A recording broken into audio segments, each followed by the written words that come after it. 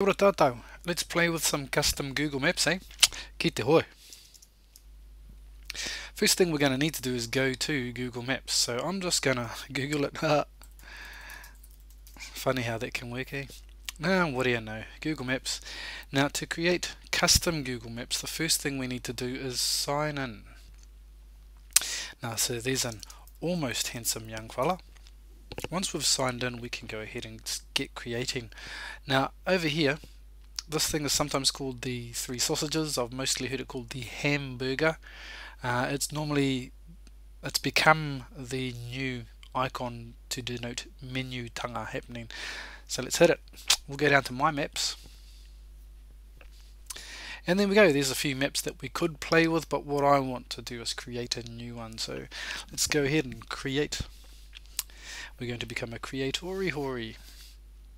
Now, the first thing that I want to do is change the base map. I don't like the default. Now, there's a few different ones that we can choose here. I'm going to go with the satellite photo. It's a little bit prettier. Now, we're going to make a map about my marae at the moment, so I'm going to go ahead and search for absolutely the wrong thing. Te kura kapapa Māori o te matai. And here we are, 3.5k east of Te Puke. Now, when I went to Te Matai, it was a mainstream school. In the early 90s, it became a kura kapapa Māori, and right across the road is one of my marae. Kia ora marae. Now, what we can tell from this photo, there's a fence around it. We're going to pretend that the fence is dilapidated and we're going to renovate it. Now, one thing we can do is measure the distances involved and the areas. So if I click there and then go over here, where there's some corners that are cut on the fence that we're not cutting, and we're probably going to get a little bit of concreted area in here as well, but kai te pai. Now we can see that it's 191 meter perimeter and almost 0.2 hectares. What I'm actually going to do though is draw a line. Basically the same process. There are other things we could do with our line. We're just going to add a line or a shape for now.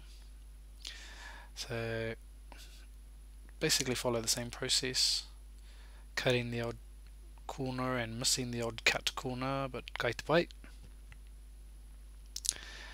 And we'll go all the way back to the start. Changes to a hand. Now that denotes we're closing our polygon, so let's go on and close it. Polygon 1, we're going to call this the marae Atea, and I'll just save that. Now, one thing about our marae Atea is that I don't really like the colour. See, it's kind of black. What I'm going to do is make it pop a little bit, make it stand out a little bit, give it a bit of yellow. There we go. That's a bit more my speed. Thank you. Now, what I'm also going to do is drop in a couple of markers. So the first one I'm going to drop in as close to the corner as I can get. Boom, about there. It's called point 2. I'm going to call it taiapa, Māori for fence. Now what I'm going to do is let's rebuild the fence. Now you can add in text here, images, that kind of thing. What I'm going to do is add in a couple of questions. Number 1,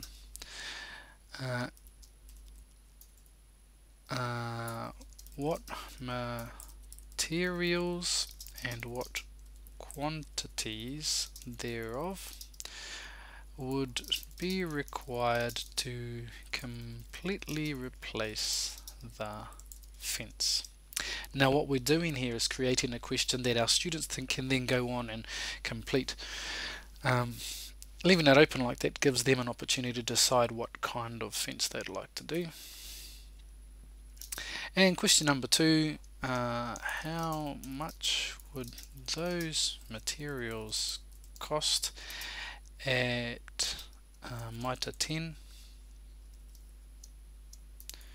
There's space in Mitre 10. What about at Placemakers? So now they're getting used to getting more than one quote. And so a little bit more authenticity, I suppose. And now in Māori we call this the save button. So let's go on and save. we call it the pupuri button, but anyway. So thank you. Point of interest number 1, gonna drop in another one.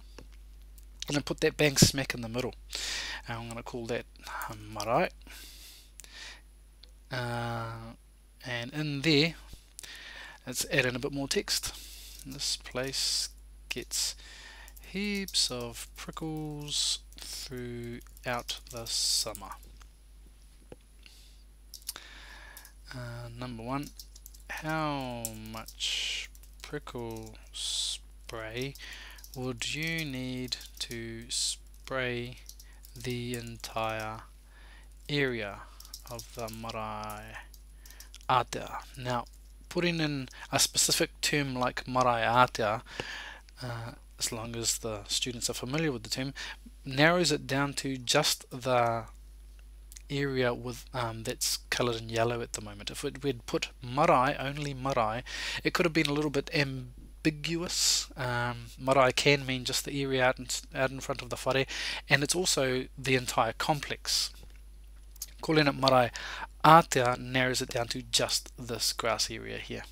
Question number 2, how much would that much spray cost at? Please give 2 quotes and save. And there we go, we've got a custom map. What we could go on to do then is give our map a title, and we'll call it Moko Marae Tidy Up, and save once again. Now, we've created a lovely map with a couple of lovely questions that our lovely students can go on and lovely answer. Problem is they haven't got it yet. So what we're going to do is, now once again in Māori we call this the share button. We're going to share it with our students, our staff, etc. Once we click share, we get a similar dialog box that we are used to seeing with things like Google Docs, Google Sheets, Google Presentations, etc., etc. We can add people, invite people to, at the moment, edit this map by email address. We can change it so that anyone on the web can do it, or anyone who's got the link can do it, or only specific people can do it, and we can change what kind of access we give them, whether it's view or edit. So for example, if I wanted a bunch of students to carry on with this particular map and add other things to it, like how much it would cost to mow the lawns, etc., you can add in a bunch of them to edit and then collaboratively edit the map at the same time.